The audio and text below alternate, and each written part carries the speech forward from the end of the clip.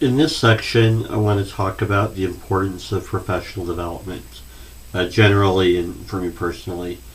And I want to talk briefly about also kind of introducing the different professional development topics that I focused on over my years at CSN and the importance of them. The first thing I want to point out about professional development is the first important thing about professional development is this idea, we tell our students that education happens not just in the classroom but outside of it. We inspire our students to be lifelong learners, to always be looking for education and ways to improve. We talk about being a lifelong learner. We talk about your education goes way beyond just the small time period you spend in a classroom.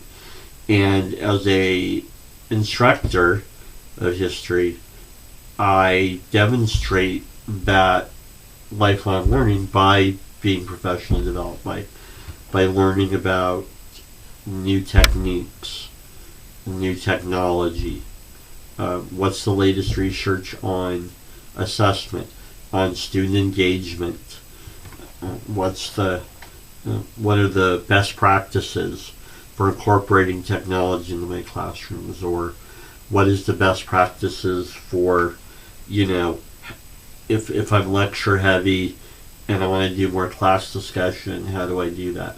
If I feel like my class discussions don't go anywhere and lecture heavy is more comfortable, what can I do to have more meaningful class discussions? Campus safety, instruction, all these things, different topics that I focused on are important to me as an instructor and helping my students learn. And so, that's kind of, to me, the biggest thing is, we're an example to our students. If really education is a lifelong learning, then yes, I will be professionally developed.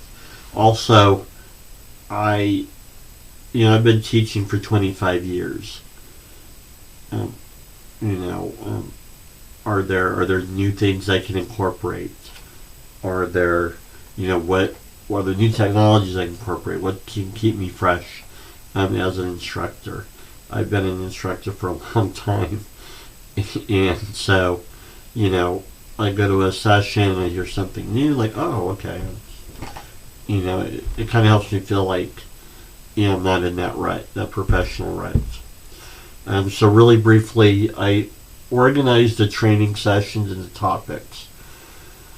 The first one, artificial intelligence. That is the new big technology trend. Kind of reminds you maybe the early 90s when the internet, the commercially available internet, when that became available. It's like, oh my gosh, how do we incorporate that into the classroom, right? Artificial intelligence is the latest technological fad, trend, buzzword, technological leap. And so I got a good amount of artificial intelligence training to learn about the topic, to what's appropriate, what's not appropriate, how can I help my students. My personal opinion of AI is, like anything, it's a tool, and there are appropriate uses of the tool, or of tools, and there's inappropriate uses of a tool. Pick any tool, from the internet to a hammer, there's appropriate uses and inappropriate uses. So for me with my students, I opt for understanding the technology, understanding what it can do for you, understanding its limitations, understanding the ethics of it, what's an appropriate use of AI, what's an inappropriate use of AI. What is AI good at, what is AI not good at. And so there's all kinds of things, there's all kinds of tools, and so my training on now is kind of given to, so I could, because our students our students are going to use it regardless whether we want them to or not. I think, just like when I was a kid, no calculators in math class was a big thing. I used the calculator when I could. I still used it, right? The commercially available internet comes out in the early 90s. An instructor could say all they want, don't use the internet. Well, unless you go to the student's home and physically keep them from doing it, it's kind of on their honor. And so that's kind of my opinion on AI. Is it's a tool. It's going to be used, so it's important to teach students what's appropriate and not appropriate. It's important to teach them it's not the end all be all of knowledge of what I mean. It shouldn't replace your thinking. Human beings are more important than the technology, and so you should never let the artificial intelligence or the technology replace your humanity. There's plenty of examples of that. The Borg, Star Trek, the robots in Terminator, Cylons in Battlestar Galactica, the Matrix. There's all kinds of. It's a common scientific trope of what do you lose your humanity when you turn your life and thinking over to AI or a computer or technology. So there's all kinds of cautionary tales. Assessment, extremely important. I was an assessment coordinator, and so it was important for me to learn some things about assessment so I could not only just help my students, but help be a good assessment coordinator. Campus safety, very important in these days.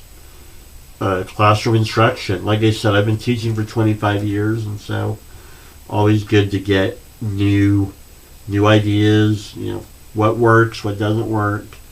Not that you have to try every single new fad or trend or idea, but you go through and you listen, and it generates ideas, and so that's important.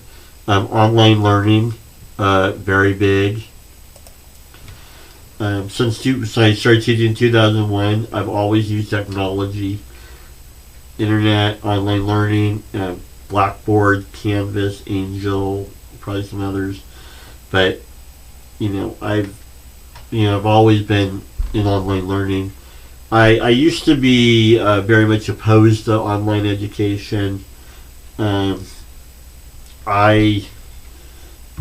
Over 25 years, it's good for some people, it's not good for others. There are advantages to being on campus in a classroom that you can't translate it online.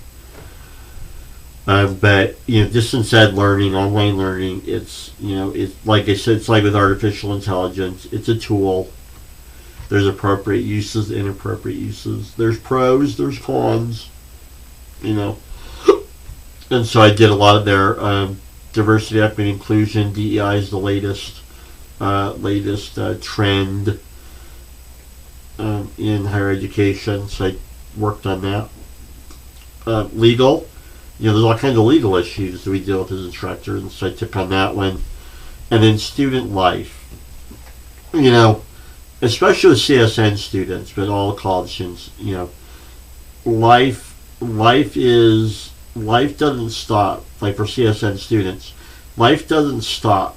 Like when they sign up for a class and come to their life isn't suspended. CSN students, they have families, jobs, other concerns, finances, kids, relatives. They have other concerns.